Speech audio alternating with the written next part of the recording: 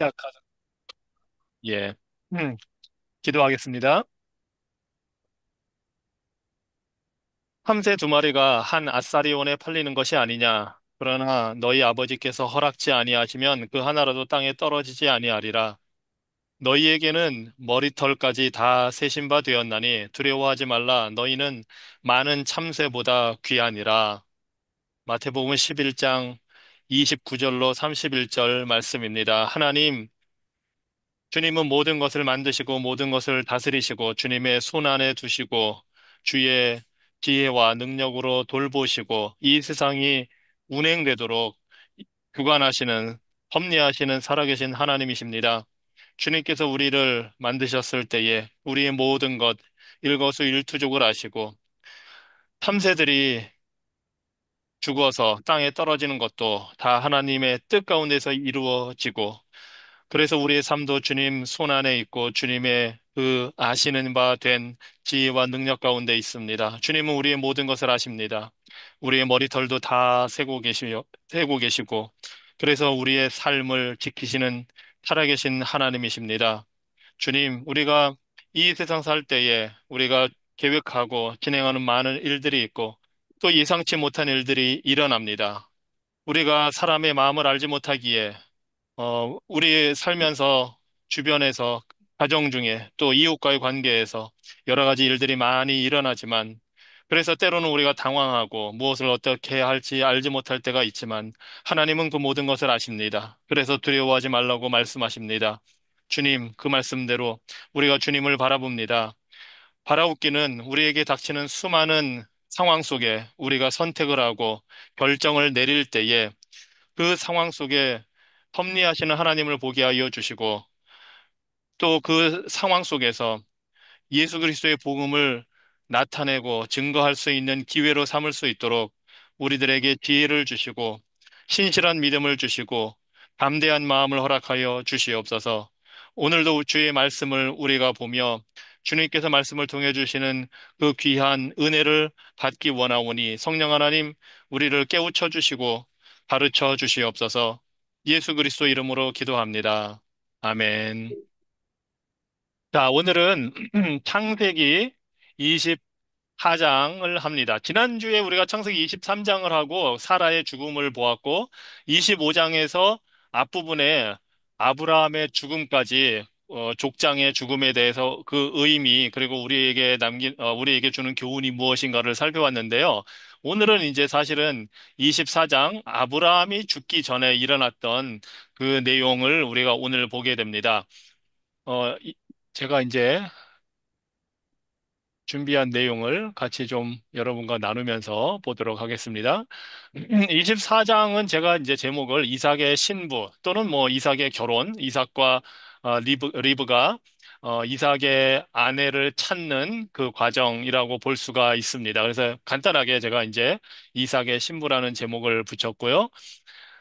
이 창세기 24장은 창세기에서 전체에서 사실 분량이 제일 많은 장입니다. 참 흥미롭습니다. 결혼을 준비하는 신부를 구하는 과정이 아주 자세하게 나와 있고 심지어 말하자면 다른 뭐 창조에 관한 것이라든지 그런 것보다도 더 장의 절수가 더 많고 긴 내용으로 이루어져 있습니다. 뭐 간단하게 끝내자면 뭐 이삭의 아내를 구했다, 결혼했다 해도 끝날 내용이겠지만 이렇게 길게 자세하게 우리에게 소개하는 데는 다 하나님의 뜻이 있습니다.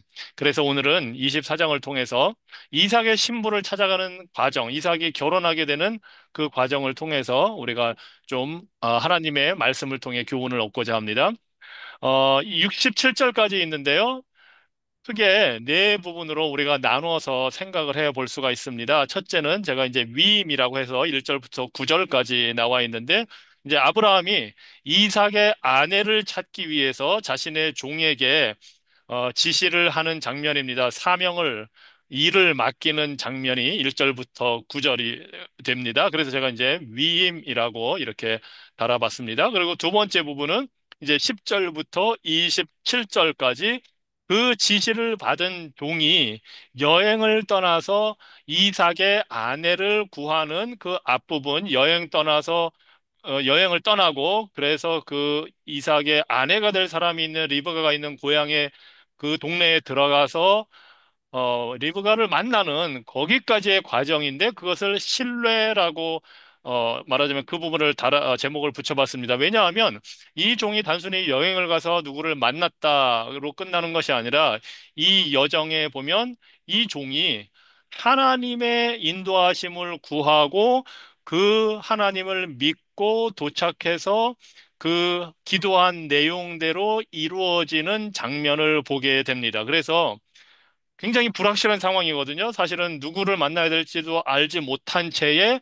신부감을 찾으러 떠났는데 그 상황에서 하나님을 신뢰하고 기도함으로써 응답받는 장면이 나오기 때문에 그래서 이제 신뢰, 이 종의 신뢰라는 그런 제목을 달아봤습니다. 그리고 28절부터는 이제 그 리브가를 만나서 결혼 승낙을 받기까지의 과정, 리브가 본인에게 그리고 리브가의 가족에게 그 승인을 받는 과정이 60절까지 길게 나와 있습니다. 이때 이제 종이 가정에 가서 이 가족을 만나서 어떻게 자기가 오게 되었고, 어, 이 이삭이 어떤 상황이고 아브라함이 어떤 상황에 있는지 여러 가지 상황을 설명하면서 자신이 온 목적을 말하고 그 과정에 하나님이 어떻게 자신을 여기까지 이끌어 주셨는지 어떻게 리브가를 자기가 만나게 되었는지 그 모든 것을 설명하는 장면이 나옵니다. 그래서 마침내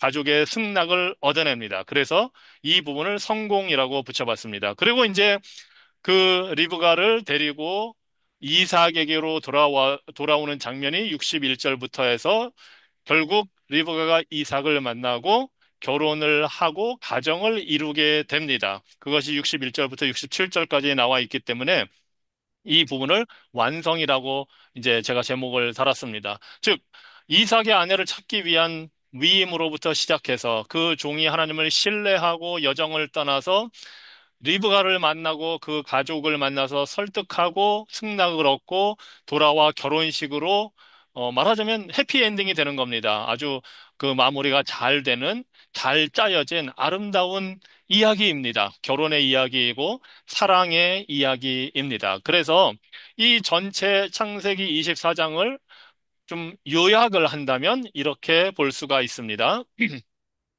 아브라함의 종이 이삭을 위한 신부를 찾아야 한다는 그 책임을 맡고 아브라함으로부터 하나님께서 자신의 길을 형통하게 하실 것이라는 그 하나님의 언약적인 신실함을 신뢰하여서 하나님의 섭리 아래, 인도하심 아래 충실하게 또 확고하게 사명을 수행한 결과 마침내 리브가를 이삭의 아내로 맞이하게 되었다 하는 것이 이 창세기 24장의 내용이 되겠습니다. 그리고 아주 간단하게 말한다면 결국 이삭이 결혼하게 되었다는 리브가를 만나게 되었다는 내용이 됩니다. 그리고 이 내용을 통해서 우리가 몇 가지 중요한 주제들을 생각을 해 볼 수가 있습니다. 첫째는 하나님의 섭리입니다. 하나님이 섭리로 인도하시는 것을 이 창세기 24장에서 특별히 종이 사명을 수행하는 그 과정을 통해서 우리가 볼 수가 있습니다. 그리고 또 중요한 주제 한 가지는 이 종의 헌신입니다. 아브라함으로부터 지시를 받고 이 사명을 수행하기 위해서 충실하게, 신실하게 이 일을 감당하는 이 종의 모습을 통해서 하나님의 섭리가 종의 헌신이라는 아주 이 훌륭한 사람의 그 반응을 통해 이루어져 가는 과정을 우리가 보게 됩니다. 그리고 또 하나 중요한 주제는 바로 하나님의 부르심입니다. 사실은 아브라함의 이야기는 하나님의 부르심으로 시작을 했거든요.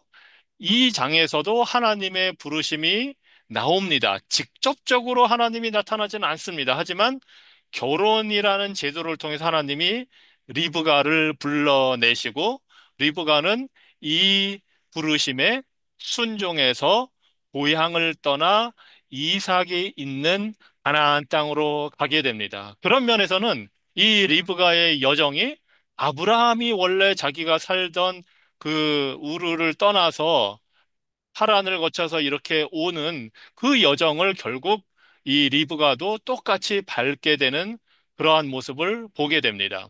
그래서 부르심과 순종이라는 게 또 아주 중요한 주제가 되고요. 그 다음에 당연히 결혼식이니까 결혼의 의미를 우리가 생각해 볼 수 있습니다. 특별히 왜 이렇게 이 창세기 24장에 긴 이야기로 이삭이 리브가를 만나서 결혼하는 것을 이렇게 설명을 구체적으로 해 놓았을까? 당연히 역사적인 의미가 있고요. 왜냐하면 아브라함의 대를 이어야 되고 아브라함의 씨가 계속 이어져 나가야 하니까 당연히 그런 이유가 있습니다. 그런데 신학적으로도 영적으로도 이 결혼에 큰 의미가 있는 것이 바로 이 이삭과 리브가의 결혼을 통해서 그리스도와 그리스도의 신부된 교회의 결혼이라는 의미를 우리가 생각을 해 볼 수가 있습니다. 그래서 이 24장을 통해서 이 네 가지 주제를 중심으로 이제 우리가 24장을 살펴보도록 하겠습니다. 어, 지금 말씀드린 대로, 이 창세기 24장은 아브라함의 생애 처음부터 쭉 진행되는 하나님의 부르심이라는 그 부르심의 언약, 약속이 관통하고 있는 그러한 내용 중에 하나입니다. 그 하나님의 부르심을 따라서 결국 이삭의 아내를, 신부를 찾는 그 일을 하게 된 것이고, 리브가가 그 부르심에 순종해서 하나님의 말씀을 결국 따라오게 됨으로 인해서 하나님이 주시는 축복을 받는 가문에 들어가게 된 것이고 아브라함에게 주시겠다고 한 그 유산을 결국 이삭과 함께 누리는 복을 받게 되는 그 모습을 우리가 봅니다. 그래서 창세기 24장을 통해서 우리 성도들, 신앙인들의 삶이 결국은 하나님의 부르심에 응답하고 반응하고 순종하는 삶이라는 것을 우리가 볼 수가 있습니다. 우리는 매일매일의 삶 속에서 그 하나님의 부르심을 의식하지 못할 때가 있습니다. 왜냐하면 창세기 24장에서도 하나님이 직접 나타나서 리브가에게 너는 이삭과 결혼해야 한다 하고 부르시지는 않았습니다. 하지만 하나님의 부르심이 그 리브가의 삶에도 나타나는 것을 우리가 볼 수가 있습니다. 우리의 삶도 매일매일 하나님의 말씀을 아침마다 우리가 부르심을 듣는 것은 아니지만 하나님이 한번 우리를 부르셨을 때는 영적인 자녀가 되도록 부르시고 예수 그리스도의 신부된 교회가 되도록 부르셨을 때에는 우리의 삶 속에 그 부르신 목적과 그 하나님의 섭리가 계속 진행되고 있습니다. 그래서 우리는 하나님의 말씀, 처음 말씀을 통해 부르신 그 약속을 의지하고 그 하나님을 신뢰하고 따라가는 것입니다. 이것이 이제 신앙 생활입니다. 자, 그러면 이제 본격적으로 우리 본문을 살펴보도록 하겠습니다. 제가 말씀드린 대로 1절부터 9절까지는 아브라함이 종에게 그 사명을 맡기는 위임에 대한 내용이 나옵니다. 제가 이제 1절부터 좀 같이 읽으면서 보도록 하겠습니다. 아브라함이 나이가 많아 늙었고 여호와께서 그에게 범사의 복을 주셨더라. 25장에서 아브라함의 죽음에 대해서 우리가 지난주에 먼저 살펴보긴 했지만 아직 24장에 있을 때에는 아브라함이 25장에서 죽는 데까지 최소한 35년이 아직 남아있는 상태입니다. 아브라함이 175세에 죽는데 이삭이 이제 40세에 결혼을 하게 되거든요. 아브라함이 100세에 얻은 아들 이삭이 40세에 결혼하니까 아브라함이 140세, 아마 이때는 140세도 채 안 됐을 때입니다.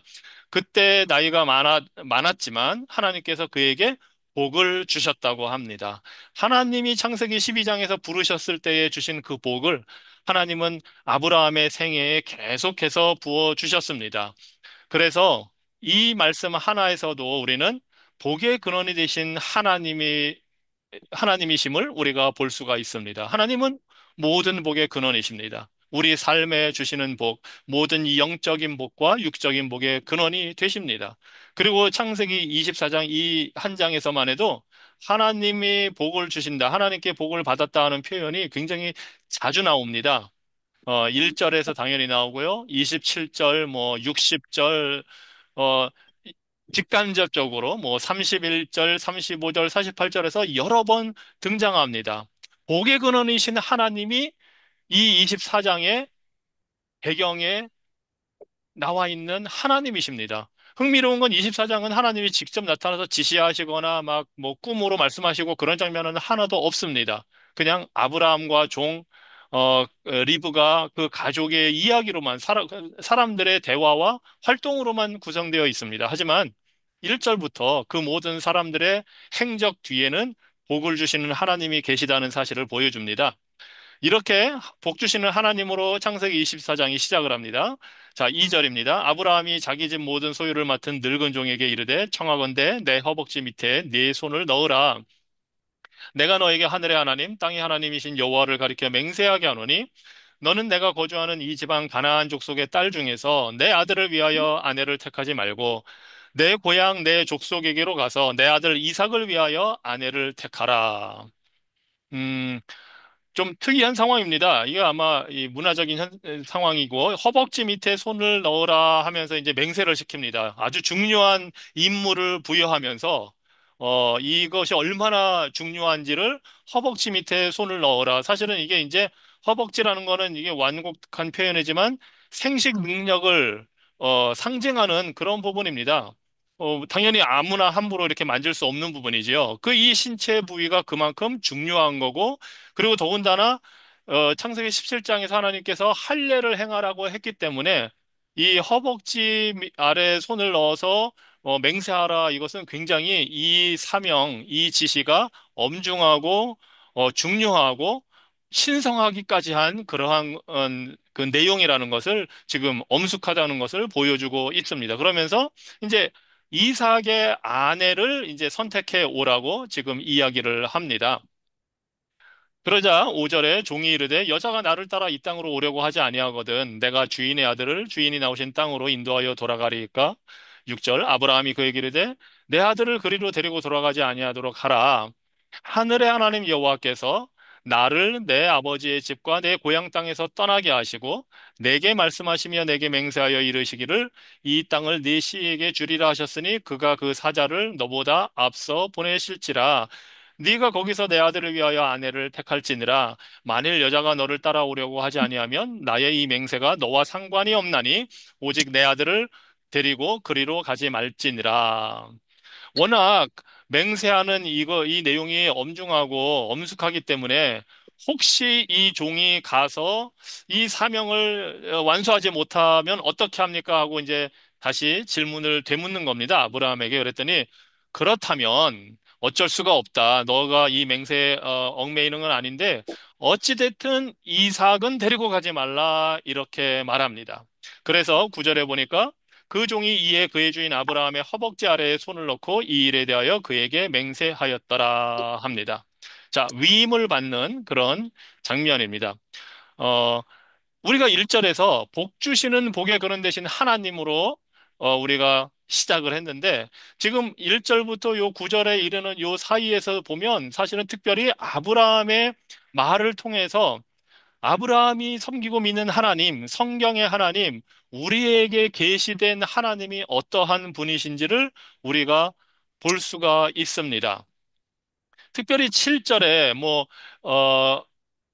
3절에서도 그렇고 하늘의 하나님, 땅의 하나님이신 여호와라는 표현이 나오고요, 3절에. 그리고 7절에 보면은 하늘의 하나님 여호와라는 표현을 하면서 아브라함이 자신이 믿고 섬기는 하나님이 어떤 분인지를 지금 어, 근거로 이 사명을 주고 있습니다. 하늘의 하나님, 땅의 하나님이라는 표현은 하나님의 주권, 모든 것을 만드신 우주의 하나님으로서 통치자이신 하나님의 주권을 인정하는 표현입니다. 이 아브라함은 하나님이 어떤 분인지 통치자임을 분명히 알고 믿고 지금 그 하나님을 의지해서 지금 이야기를 하고 있습니다.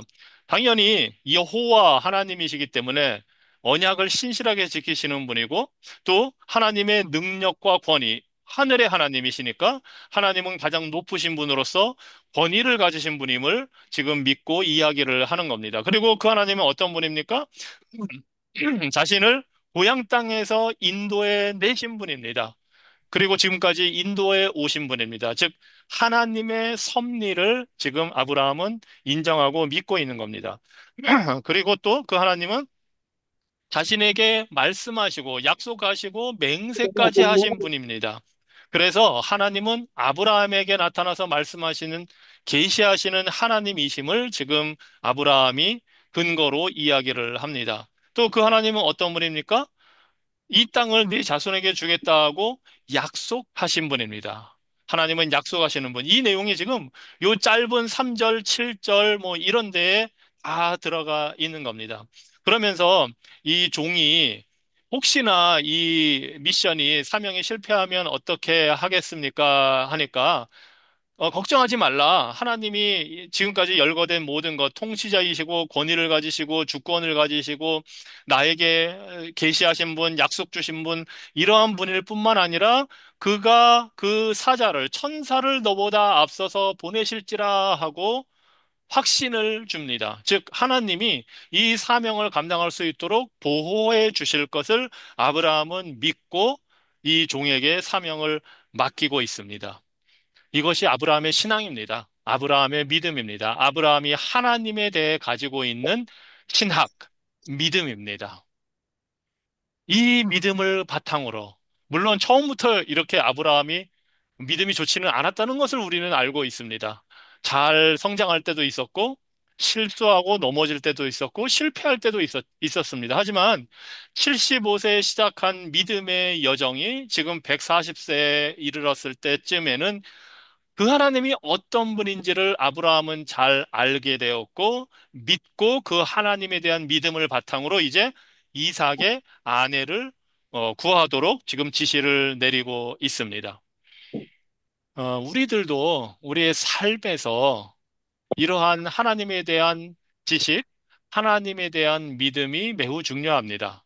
뭐 당연히 이게 지금 24장은 이삭의 아내 신부를 찾는 이야기이니까 뭐 우리 삶에서 여러 일을 우리가 결정할 때에도 또 우리 자녀들의 결혼을 위해서 우리가 준비할 때에도 똑같이 우리는 하나님의 하나님 되심에 근거해서 하나님의 성품과 하나님의 하시는 행사, 사역, 하나님, 성경의 하나님이 어떤 분인지를 믿고 아브라함처럼 우리가 일들을 하는 겁니다. 자녀의 결혼도 하나님에 대한 지식과 믿음을 근거로 우리가 준비할 수 있습니다. 다른 일들도 다 마찬가지입니다.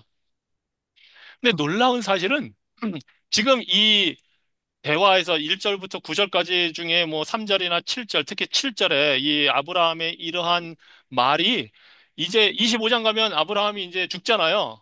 기록되어 있는 말로는 이게 마지막 말입니다, 사실은. 그리고 놀랍게도 12장에서 하나님의 부르심을 받고 아브라함이 이제 순종해서 가나안 땅에 들어가고 막 하는데 그때도 12장에 아브라함의 첫 대화 내용이 나오는데 그때는 전혀 이런 모습이 사실은 아니었습니다. 창세기 12장에서 아브라함이 말한 내용은 애굽에 이집트에 내려가서 기근을 피해서 내려가서 자신의 목숨을 부지하기 위해서 애굽 사람들한테 거짓말을 하라고 자신의 아내 사레와 나눈 대화 내용입니다. 그러니까 이 창세기에 기록된 이 아브라함의 첫 번째 대화와 마지막 대화가 얼마나 다른지를 우리가 볼 수 있습니다. 그 정도로 아브라함은 지금 성숙한 겁니다. 75세에는 자기 목숨 부지하려고 거짓말하고 속임수를 쓰도록 부탁하는 이 말을 했다면, 이제는 이 하나님이 어떤 분인지를 알고 믿고 그 하나님을 의지해서 하는 말을 지금 보여주고 있습니다. 아브라함의 신앙이 얼마나 성숙했는지 보여줍니다. 그런데 75세에서 140세니까 이게 하루 이틀 1, 2년, 3, 4년 사이에 된 일이 아니잖아요. 그만큼 평생을 걸려서 되는 겁니다. 하나님이 그만큼 아브라함에게 대해서 오래 참고 기다려 주셨기 때문입니다. 하나님이 우리에게 대해서도 그렇게 오래 참고 기다려 주십니다. 아브라함이 금방금방 신앙이 성숙하지 않고 우리들의 모습이 금방금방 신앙이 자라지 않아서 실망할 수도 있습니다. 우리 자신에 대해서도 실망할 수 있고, 우리 주변 사람들에 대해서도, 아니, 왜 교회 다니는 사람들이 저 모양이야? 할 수가 있습니다. 그런데 하나님은 우리를 향해서, 우리가 그렇게 생각하는 다른 사람들을 향해서도 오래 참고 기다려 주십니다. 그래서 우리도 우리 자신에게 대해서 또 타인에게 대해서 오래 참고 기다려야 합니다. 왜 빨리 변하지 않지? 왜 2, 30년, 3, 40년 신앙생활 했는데도 저 모습을 계속 갖고 있을까? 왜 변하지를 않을까? 우리가 그렇게 쉽게 생각하기 쉽습니다. 또 우리 자신의 모습을 보면 그런 모습 때문에 낙심할 수도 있고 실망할 수도 있고 그럴 수도 있습니다. 그런데 하나님은 오래 참고 기다려 주십니다. 우리도 오래 참고 기다릴 필요가 있습니다. 자, 그리고 아브라함이 동에게 하나님이 이제 사자를 앞서 보내주실 것이다 하고 확신한 것은 하나님이 이 일을 이루실 것이라는 하나님의 개입에 대한 믿음이 있었음을 보여줍니다. 그래서 사실은 종이 혹시나 가서 내가 사람들을 만나봤지만 아무도 여기에 따라오지 않겠다고 하면 어떻게 합니까? 말하자면 성공하지 못하면 어떻게 합니까? 걱정할 때에 아브라함이 그런 거 신경 쓰지 말라고 하는 겁니다. 하나님이 천사를 보내 너를 보호하시고 이 일을 이룰 것이니 이 일의 성공은 하나님의 손에 달려 있다. 하나님의 섭리에 달려 있다 하는 것을 지금 보여주는 겁니다. 그러한 믿음을 갖고 있는 겁니다. 아브라함은 어떤 이 일의 성공과 실패, 사실은 하나님의 뜻이 그곳에서 이삭의 아내를 데려오는 것이 아니었다면 이 일은 실패로 끝나겠죠. 하지만 그것이 하나님의 섭리에 있다는 것을 알기 때문에 성공이든 실패든 하나님께 달려 있으니 우리는 너는 종으로서 너의 할 일만 해라. 그리고 그 결과는 하나님께 달려 있다 하는 것을 보여줍니다. 우리도 이런 신앙이 필요합니다. 아브라함과 같은 믿음이 정말 필요합니다. 우리의 개인적으로도, 우리 가정에서도, 교회에서도, 아니, 이 사회에서도 일어나는 그 모든 현상을 볼 때에 우리가 계획하는 것도 있고, 생각하는 방향도 있고, 뭐, 아니면 우리가 전혀 예상하지 못했지만 어떤 일이 일어났을 때, 이렇게 돼야 되는데, 이런 결과를 원하는데, 이렇게 좀 성공했으면 좋겠는데 하고, 뭐, 나름대로 우리가 계획하고 준비하고 생각하는 거는 많이 있습니다. 하지만, 그 모든 것은 사실은 이 땅에서 일어나는 모든 일은 마태복음에 제가 읽은 말씀에서도 나와 있듯이 참새가 땅에 떨어지는 것도 하나님의 주권적인 섭리에 달려 있으니 어떤 우리의 계획이나 일이 우리 삶 속에서, 우리 가정에서, 우리 자녀들의 삶에서 또는 교회에서도 우리가 준비하고 계획하고 추진하는 그 모든 일이 성공하든 실패하든 그 결과에 연연할 필요가 없다는 겁니다. 우리는 그저 하나님의 뜻을 구하면서 우리가 해야 할 일을 수행하면 됩니다. 그러면 그 결과는 하나님께서 주십니다. 성공이든지 실패이든지 하나님의 뜻대로 주십니다. 그래서 우리가 할 것은 우리의 할 일을 충실하게 감당하는 것이고 그것이 바로 이제 이 창세기 24장에서 종이 보여준 모습입니다. 결과는 하나님께 맡기고 자신이 할 일을 충실하게 수행하는 것. 그것이 바로 우리가 보여야 할 모습입니다. 이것이 또 중요한 이유는 특별히 우리의 가족이나 이웃에게 복음을 증거할 때에 그 복음이 열매를 맺느냐 하는 것은 하나님의 주권적인 역사에 달려 있다는 것을 우리가 알 필요가 있습니다. 우리가 인간적인 노력으로 사람의 마음을 변화시킬 수가 없습니다. 우리는 할 일은 그저 충실하게 복음을 전하는 겁니다. 우리의 삶을 통해서, 우리의 입술의 증거를 통해서 하나님의 사랑과 은혜의 복음, 그것이 우리에게 얼마나 중요하고 의미 있는지 성경 말씀에 있는 그대로 우리가 전하기만 하면 됩니다. 그것이 사실은 예수님이 씨 뿌리는 자의 비유에서도 알려주신, 사실은 이제 그 밭에 비유에서도 알려주신 내용입니다. 그냥 씨를 열심히 뿌리면 그것이 싹이 나고 자라서 열매를 맺게 하시는 것은 하나님의 역사입니다. 사도 바울이 말한 대로 씨를 뿌리고 물 주고 하는 수고는 우리가 열심히 하지만 그 결실을 맺게 하시는 분은 하나님이십니다. 그래서 우리도 결과는 하나님께 맡기고 알겠어? 우리가 할 일을 충실하게 한다면 결과 때문에 전전긍긍해하고 결과 때문에 조급해할 필요가 없습니다. 하나님은 우리의 헌신과 충성을 보시지 결과로 우리를 평가하시는 분이 아닙니다. 왜냐하면 이 모든 일의 결국은 하나님께 달려있기 때문입니다. 자, 그리고 이제 이 지금 읽은 부분에 보면 이삭의 아내가 될 조건이 나와 있습니다. 흥미롭게도 아브라함은 자신이 떠나왔던 그 고향으로 돌아가서 이삭의 신부감을 찾아오라고 합니다. 왜냐하면 이삭의 아내는 가나안 땅에 사는 함족 사람에게서 구해서는 안 되기 때문입니다. 자신이 셈의 후손이고 자신이 살던 곳, 자신의 가족들이 있는 그 하란에 가서 셈족에게서 데려와야 하기 때문에 지금 그렇게 명령을 내리고 있는 겁니다.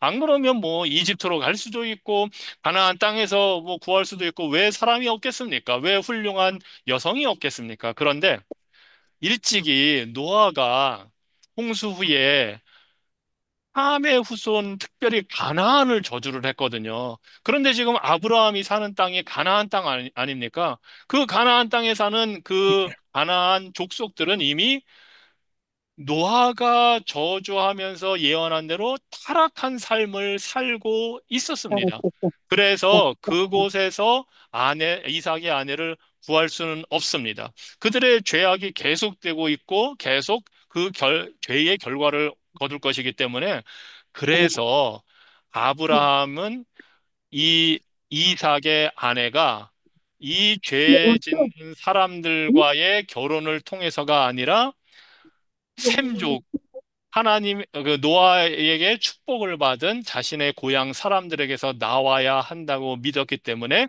그곳으로 종을 보내는 겁니다. 또 다른 하나 이유는 이삭은 절대로 가나안 땅을 또 벗어나면 안 됩니다. 왜냐하면 원래 종이 만약에 가서 내가 찾아봤는데 안 따라오려고 하면 이삭을 데려가서 설득하면 되지 않겠습니까? 했더니 절대로 이삭은 가나안 땅을 떠나서는 안 된다고 이야기합니다. 왜냐하면 이제 사실 아브라함은 뭐 이때 아직 30년, 35년 이상을 더 살긴 하겠지만 이 상황에서는 자신이 언제 죽을지 모릅니다. 자, 그렇다면 어, 자신이 어떻게 될지도 모르는 상황에서 이삭이 이 가나안 땅에 거하면서 그곳에 자리를 잡고 있어야 이 땅이 아브라함에게 주시겠다고 약속한 대로 이삭에게 유산으로 남겨진다는 것을 확신할 수가 있는데 만약에 이삭마저 떠난 사이에 아브라함에게 무슨 일이 생기면 그 모든 근거지가 어떻게 될지 알지 못하는 겁니다. 그래서 이삭은 이 가나안 땅의 상속자로 이곳에 머물러 있어야 합니다. 그래서 놀랍게도 이삭은 나중에 심지어 기근이 들고 했어도 아브라함처럼 애굽으로 내려가지는 않습니다. 가나안 땅의 경계 정도 거기까지는 가지만 절대로 가나안 땅을 떠나지는 않습니다. 이삭은 아버지의 그 말씀에 충실하게 평생을 살은 사람입니다. 자, 이 모든 걸 보면 믿는 자의 결혼이 어떠해야 한다는 것을 우리가 이 사실 속에서도 알 수가 있습니다. 성도는, 믿는 자들은 하나님의 백성 안에서 결혼을 해야 합니다. 이것이 신구약을 통틀어 가르치는 내용입니다. 우리들의 결혼은 믿음 안에서, 믿는 자들 사이에서 결혼이 되어야 합니다. 물론, 그렇지 못한 경우도 당연히 있지요. 특별히 특히 한국에 기독교가 들어왔을 때는 주로 여성들이 먼저 믿음 생활을 시작한 경우가 많았고, 그러면 남편은 믿지 않는 경우도 있었고, 그래서 사도 바울도 그런 고린도 교회나 그 지역에서 이방인들 중에 특별히 믿음을 갖기 시작할 때는 그런 경우가 많았기 때문에 결혼과 이혼에 대해서 가르침을 주면서 그런 특별한 경우를 언급하기도 했습니다. 또 사도 베드로도 믿지 않는 남편을 억지로 막 개종시키려고 하지 말고 이 사라의 본을 받아서 남편을 잘 섬김으로써 그 삶으로 복음을 증거하라고 가르쳤습니다. 그런 경우가 있지만 우리가 이제 믿음의 가정이 되어서 살면서 우리 자녀들의 결혼을 우리가 생각할 때에는 같은 믿음의 식구들 안에서 결혼할 수 있도록 우리가 준비하고 기도하면서 해야 합니다. 그래서 자녀들과 같이 그런 기도를 하면서 하나님의 인도하심을 바라고 하나님의 섭리를 우리가 바라고 이 창세기 24장에 아브라함과 종이 했던 것처럼 한다면 하나님께서 그 길을 당연히 인도해 주십니다. 자, 10절부터 27절까지는 제가 이제 신뢰라고 제목을 붙였습니다. 자, 10절을 봅니다. 이에 종이 그 주인의 낙타 중 10피를 끌고 떠났는데 곧 그의 주인의 모든 좋은 것을 가지고 떠나 메소포타미아로 가서 나홀의 성에 이르러 그 낙타를 성밖 우물 곁에 꿀렸으니 저녁때라 여인들이 물을 기르러 나올 때였더라. 저는 참 성경을 읽다 보면은 가끔 이렇게 10절에 보면 왜 하필이면 낙타 10피를 끌고 간 걸 구태여 얘기를 했을까 궁금할 때가 있습니다. 아니, 이 하나님께서 알려주실 내용도 많을 텐데 낙타 10필 뭐 그럼 다 이런 게 이 이야기가 진행되는 데 있어서 아주 정말 필요한 내용이기 때문에 소개가 되는 겁니다. 뭐 이게 낙타 10필이 무슨 영적인 큰 의미가 있고 그런 거는 절대 아닙니다.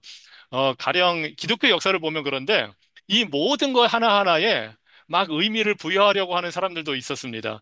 그러니까 이제 극과 극이죠. 어떤 사람들은 낙타 열필 뭐 이게 뭐가 중요해 하고 이런 이제 말하자면 작아 보이는 정보는 무시하고 넘어가기도 하고 사실 대부분 우리는 신경을 잘 안 씁니다. 그리고 그런데 또 반면에 어떤 사람들은 낙타 열필은 뭔가 영적인 큰 의미가 있을 거야 해서 이제 열이라는 숫자 그다음에 낙타라는 동물이 가지는 뭐 이 의미 이런 거를 구약에서부터 막 찾아가지고 어떻게 연결해서 해보고 막 그런 여러 가지가 시도가 있는데 그건 너무 이제 양쪽이 다 극단적으로 치우친 거고. 그런데 아무튼 열피를 하필 왜 여기서 얘기를 했을까? 뒤에 가면 이제 그 내용이 밝혀질 겁니다. 그래서 우리가 성경을 읽을 때 때로는 이렇게 아주 작아 보이는 그런 소소한 부분조차도 정말 이야기를 진행하는 데 있어서 문학적인 훌륭한 장치로 하나님께서 이것을 넣어주셨고, 이것을 기록한 모세나 이스라엘 백성들의 그 문학적인 기법이 얼마나 훌륭하고 아름다운지를 이제 우리가 성경을 자꾸 특별히 구약을 그런 것을 신경 써서 읽다 보면 아주 흥미로운 그런 부분이 많이 있습니다. 자, 종이 이제 이 가나안 땅을 떠나서 메소포타미아로 가서 도착한 장면을 아주 간단하게 묘사를 합니다. 뭐 이게 한 못해도 2달은 걸릴 수도 있는 그런 여정인데 뭐 간단하게 합니다. 뭐 이게 자신이 어떤 여행을 했는지는 뭐 기록을 하지 않습니다. 하지만 무엇을 가져갔는지는 이제 뒤에서도 나오지만 아주 장황하게 설명을 합니다. 그래서 낙타 열필도 있었고 모든 좋은 것, 당연히 이제 신부의 말하자면 지참금으로 이 신랑 측에서 가져간 그 내용들. 근데 이제 낙타 열필이라고 하면 굉장히 큰, 이게 정말 가지고 간 게 굉장히 많은 겁니다. 자, 그리고 이제 우물가에 이르렀다고 합니다. 우물은 구약성경에서 특별히 아주 중요한 장소이기도 합니다. 뭐 이미 과 이스마엘이 하나님을 만났던 그 장소이기도 하고 그 또 이 우물가에서 이루어지는 일들이 많습니다. 그 야곱도 그렇고 모세도 그렇고 흥미롭게 이 지금 이삭의 신부를 맞이하러 가서 그 장면, 리브가를 만나는 장면이 야곱에서도 비슷하게 나오고 모세도 또 이 우물가에서 아내 십보라를 만나게 되고 굉장히 이제 흥미로운 그리고 이 우물가는 그만큼 사람들이 모이는 곳이고 필요한 아주 중요한 장소이기도 합니다. 12절입니다. 그가 이르되 지금 이제 종이 그곳에 도착해서 우물가에서 지금 이제 기도를 합니다. 우리 주인 아브라함의 하나님 여호와여 원하건대 오늘 나에게 순조롭게 만나게 하사 내 주인 아브라함에게 은혜를 베푸시옵소서. 성중 사람의 딸들이 물 기르러 나오겠사오니 내가 우물 곁에 서 있다가 한 소녀에게 이르기를 청하건대 너는 물동이를 기울여 나로 마시게 하라 하리니 그의 대답이 마시라 내가 당신의 낙타에게도 마시게 하리라 하면 그는 주께서 주의 종 이삭을 위하여 정하신 자라 이로 말미암아 주께서 내 주인에게 은혜 베푸심을 내가 알겠나이다 하고 지금 종이 기도를 하고 있습니다. 사실 종은 이 사명을 받았지만 정말 막막한 거 아닙니까? 어떤 이 여성을 만나야 할지, 누구를 만나게 될지도 모르고 전혀 모르는 상태에서 아주 불확실한 상황에 있습니다.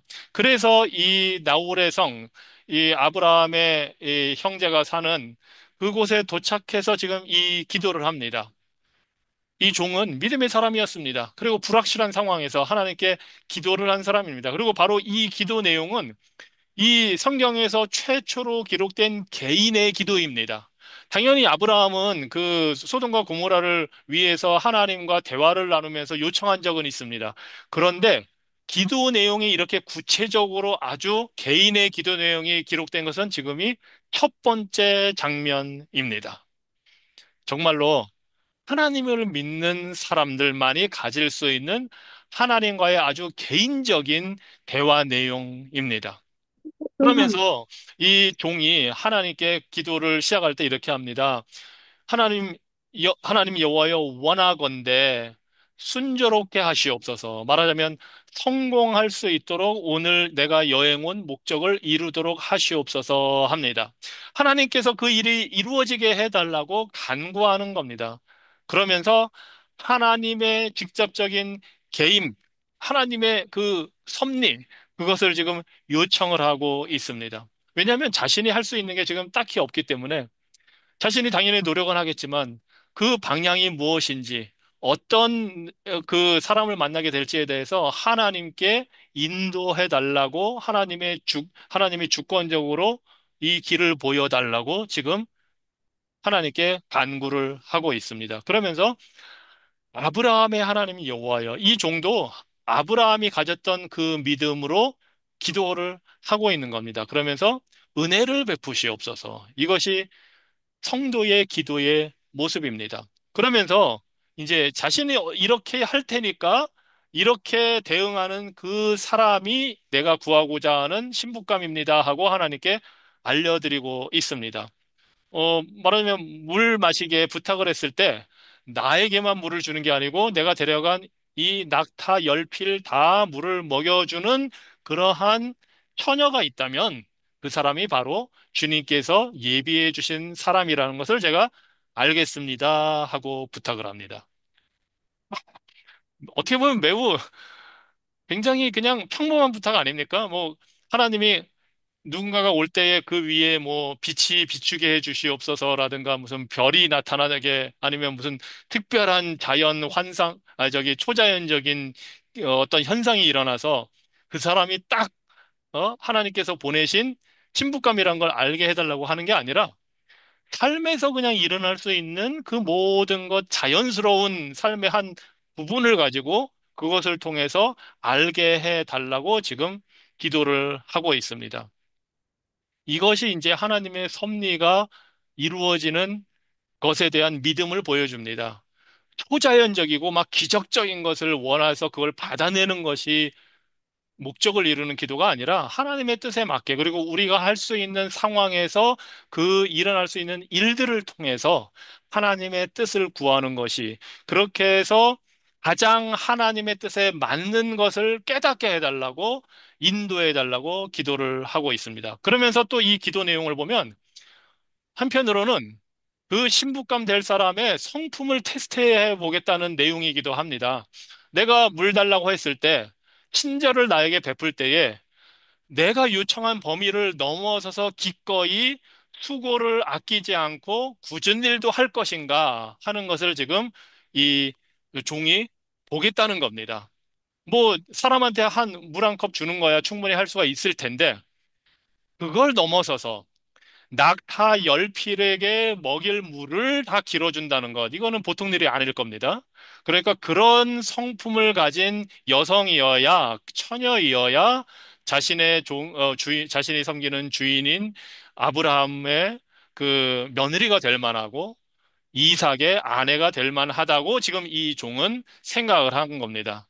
그렇게 해서 지금 이런 기도를 했습니다. 자, 15절입니다.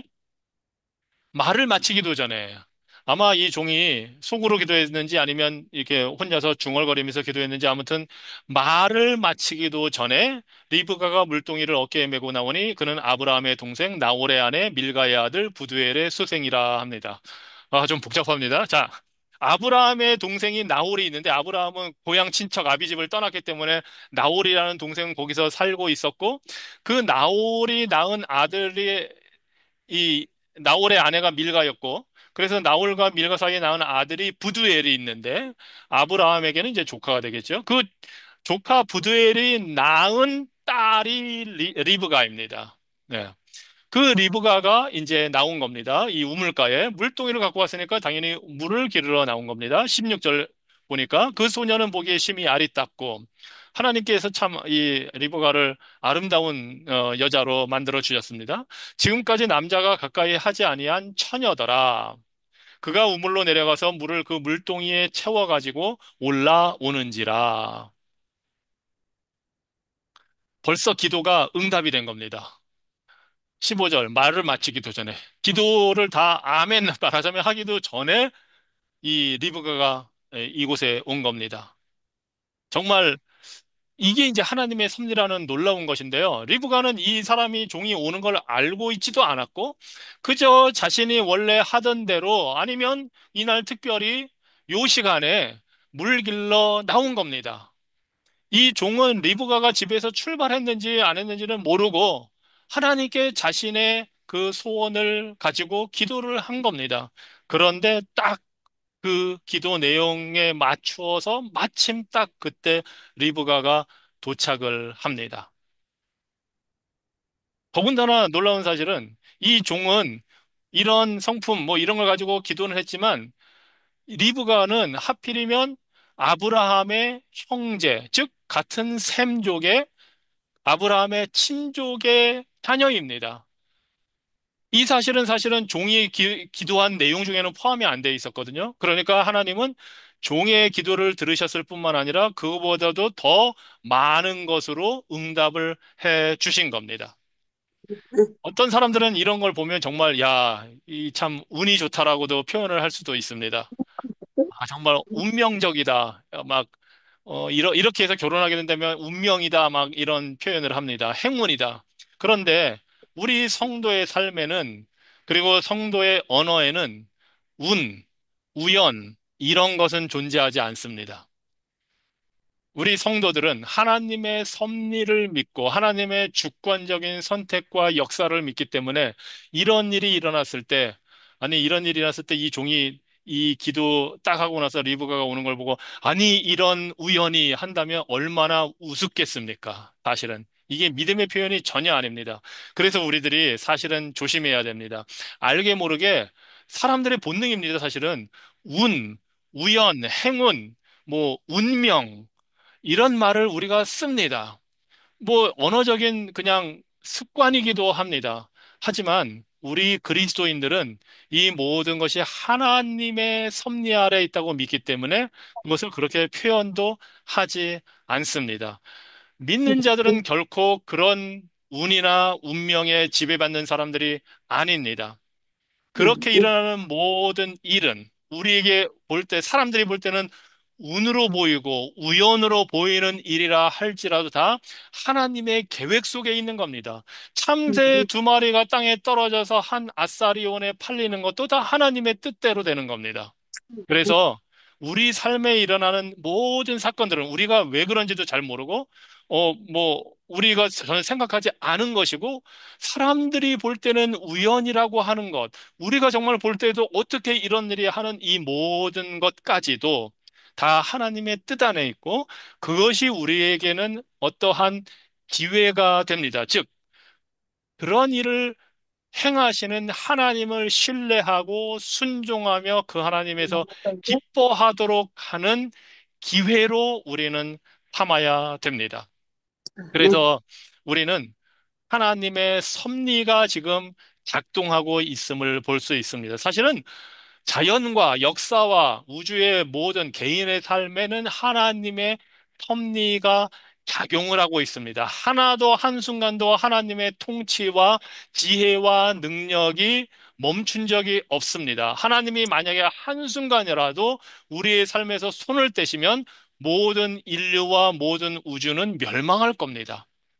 해가 내일 아침에 동쪽에서 떠오르지 않을 수도 있습니다. 우리는 너무나 그게 자연스러워서 해가 동쪽에서 뜬다. 아니, 뭐, 과학적으로 말한다면 지구가 자전을 한다고 표현을 하겠지만 그 일이 천년, 만년 될 것 같지만 그 해가 동쪽에서 떠오르는 것은 하나님의 주권적인 다스림 때문이지 내일도 떠오른다는 보장을 우리가 할 수가 없습니다.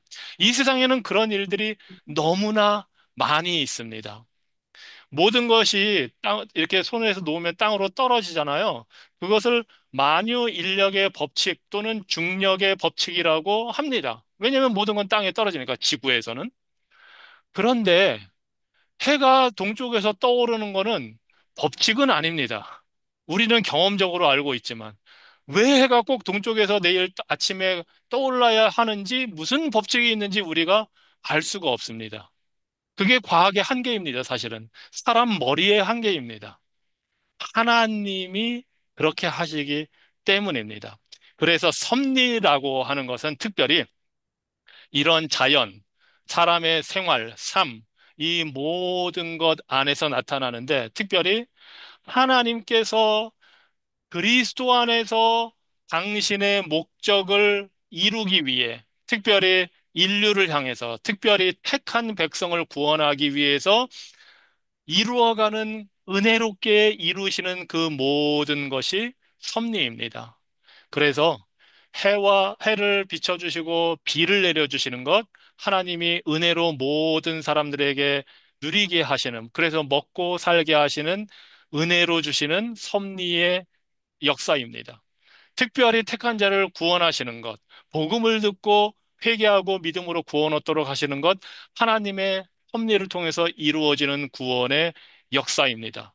물론 하나님은 기적을 통해서도 하실 수가 있습니다. 그것이 예수님께서 오셨고 구약과 신약에 하나님께서 기적을 통해서 많은 일을 이루셨을 때 기적을 통해서도 섭리를 이루어 가십니다. 하지만 꼭 그렇게만 하시는 것은 아닙니다. 오히려 더 많은 경우에는 아주 평범한 삶 속에서 우리의 삶을 다 주관하셔서 하나님의 뜻을 이루십니다. 그것이 섭리입니다. 특별한 기적을 행하는 것보다는 전혀 특별해 보이지 않는 평범한 모든 일을 지금 종이 리브가를 딱 기도했을 때 만나게 되는 그러한 너무나 자연스러운 삶의 한 부분이지만 하필 그 시간에 두 사람이 만나게 되는 것. 그것이 다 하나님의 자연의 법칙 속에서 이루어지도록 하시는 놀라운 하나님의 섭리입니다. 그런 면에서 보면 사실은 모든 삶의 순간순간이 기적입니다. 아마 여러분들 삶에서 그런 경험 많이 하셨을 거예요. 돌이켜보면, 어떻게 이런 일이 일어날 수가 있을까 하고 느끼실 때가 있을 겁니다. 그것이 바로 하나님이 모든 것을 다스리시고 전능하시고 전지하신 하나님이 없는 곳 없이 모든 것을 다 두루 살피시고 다스리시기 때문에 일어나는 일입니다. 그래서 오늘 우리가 서로 살아가는 것, 사람들이 경제 활동을 열심히 해서 그것으로 같이 한 사회에서 살게 되는 것. 그 그런 경제 현상을 설명하는 것 중에 하나가 아담 스미스라고 하는 사람이 경제는 무언가 보이지 않는 손에 의해서 작동이 된다 이렇게 표현을 했습니다. 뭐, 빵집에서는 빵을 만들고, 옆집에서는 또 다른 걸 만들고, 다 각각 그 모든 것을 만들어서, 왜냐하면 그날그날 그것을 팔아 먹고 사니까. 사람들이 다 무슨 원대한 꿈이나 계획 그런 거 이전에 하루하루 충실히 그날그날 하나님께서 주신 대로 일용할 양식을 얻기 위해서 열심히 노력하고 살아가면 서로 그러한 사람들이 모여서 경제 활동을 하고 장사를 하고 하면서 이 사회가 돌아가게 되는 겁니다. 누가 그렇게 계획한 것도 아니고 설계한 것도 아닌데 그렇게 되게 되는 것, 그것을 보이지 않는 손이 경제에 작동한다라고 표현을 했습니다. 아마 하나님의 섭리를 그런 식으로 경제적으로 이해를 했던 것 같습니다. 맞습니다. 예. 하나님은 우리의 삶을 그렇게 그러면 다 움직여 가시고 우리의 삶을 이루어 가십니다. 자, 이제 17절을 봅니다. 예? 제 소리가 잘 안 들리시나요? 열려요. 아, 예. 제가 잘 들립니다. 감사합니다. 오늘 왜냐면 인터넷이 하루 종일 좀 뭐가 좀 잘 안 돼가지고 걱정이 좀 됐습니다. 예. 이제 17절 보겠습니다. 종이 마주 달려가서 이르되 청하건대 네 물동이의 물을 내게 조금 마시게 하라. 그가 이르되 내 주여 마시소서 하며 급히 그 물동이를 손에 내려 마시게 하고 마시게 하기를 다하고 이르되 당신의 낙타를 위하여서도 물을 길어 그것들로 배불리 마시게 하리이다 하고 급히 물동이의 물을 구유에 붓고 다시 기르려고 우물로 내려가 달려가서 모든 낙타를 위하여 깃는지라. 자, 종은 기도를 했고 리브가가 온 것을 딱 보았고 그래서 지금 테스트하는 질문을 합니다. 물을 내게 조금 마시게 하라. 매우 이게 선택해서 사용한 단어들입니다. 조금만 마시게 하라. 음. 그랬더니 이제 물을 마시게 하고 기꺼이 낙타를 위해서도 그렇게 하겠습니다 합니다. 사실은 조금만 달라고 한 거는 낙타를 의식하지 못하게 하려고 일부러 그렇게 말을 한 겁니다. 예. 물을 좀 넉넉하게 달라 이런 뭔가 그런 표시를 안 하려고. 그런데 기꺼이 지금 리브가는 낙타에게 물을 주겠다고 합니다. 이 리브가가 어떤 성품인지를 이제 이걸 보고 알 수가 있는 거지요. 이 당시의 우물은 뭐 이렇게 우리가 생각하는 그런 우물 뭐 이렇게 해서 두레박으로 길어내고 뭐 그런 거이긴 하지만 주로 여기는 이제 사막 지역이고 뭐 그런 데가 많으니까 이렇게 좀 움푹 파인 구덩이가처럼 구덩이로 되어 있고 거기서 솟아나는 그 주위에다가 이제 이렇게 우리가 생각하는 우물처럼 벽돌을 싸서 만들기도 하고 뚜껑도 덮어놓고 뭐 그렇게 하죠. 그런데 그게 여러 사람이 몰리고 그 사용해야 되고 그러기 때문에 단순히 그냥 이렇게 동그랗게 우물 그것이 있는 게 아니고 구덩이 큰데 그 안에 계단처럼 내려가서 그곳에 가서 그 우물에서 그 속에서 물을 길어와야 하는 그런 구조로 되어 있습니다. 그러니까 뭐 그냥 두레박으로만 쫙 이렇게 올려서 하는 그것이 아니고 몇 번씩 왔다 갔다 해야 되는 겁니다. 그리고 사람도 뭐 물 마시지만 낙타를 지금 이제 물을 먹여야 되거든요. 여행 오랜 시간 하고 왔으니까. 근데 보통 낙타 한 마리가 찾아보니까 이렇게 여행하고 그러면은 25갤런의 물을 마신다고 합니다. 우유 하나 그 사면 1갤런짜리잖아요. 그 25통을 혼자 마시는 겁니다. 약 음. 100리터가 되지 좀 안 되는. 그러니 만약에 이 우리가 흔히 사용하는 1갤런짜리 그거로 물을 기른다면 낙타 한 마리를 먹이기 위해서 25개를 들고 와야 되는 겁니다. 그 물을 계속 퍼와야 되죠.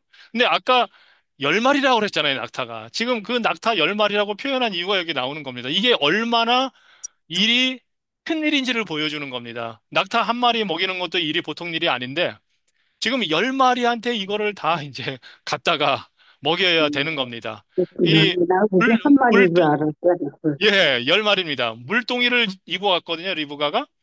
물동이가 보통 3갤런이 들어간다고 합니다. 그 당시에 거로. 그러니까 이제 적어도 머리에 이는 물동이로 3갤런씩 해서 이 낙타 10마리를 다 이렇게 먹이려고 하면 음.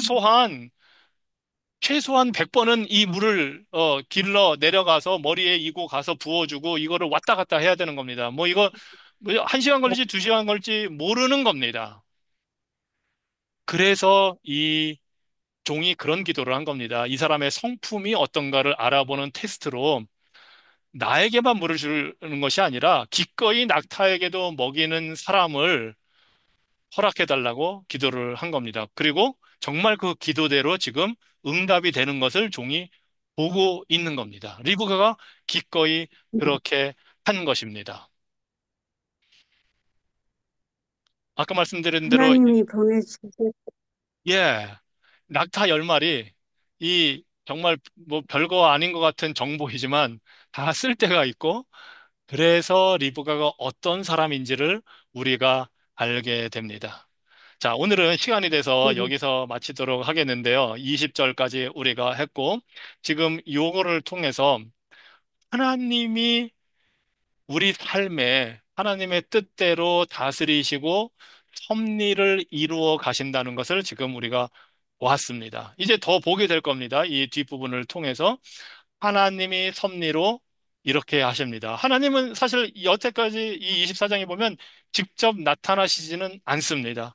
하지만 아브라함의 말을 통해서 이 종이의 기도를 통해서 하나님이 어떤 분인지를 우리는 알 수가 있고 이들이 믿는 하나님에 대한 신앙이 어떠한 신앙인지 그들이 가진 이 하나님에 대한 신학적인 지식이 어떤지를 우리가 볼 수 있습니다. 그래서 창세기 24장을 통해서 하나님은 우리에게 당신이 어떤 분이신가 하는 것을 계시하고 계신 겁니다.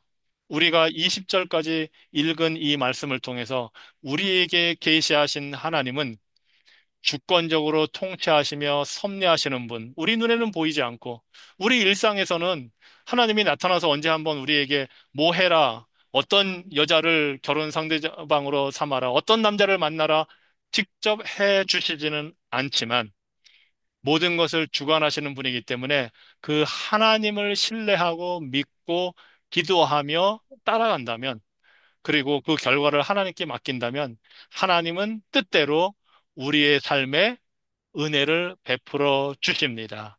그런 하나님이 우리가 네. 믿고 섬기는 하나님입니다. 기도하겠습니다. 전능하신 하나님, 모든 만물을 만드시고 다스리시는 통치자 하나님, 우리 눈에는 보이지 않지만 주님의 지혜와 능력은 모든 만물에 드러나 있고 모든 자연 법칙에 나타나 있고 우리 인간의 삶 속에 나타납니다. 우리가 해야 할 일은 그 하나님의 지혜와 능력을 의지하고 신뢰하고 믿음으로 순종하며 간구하는 것임을 오늘 우리가 깨닫습니다.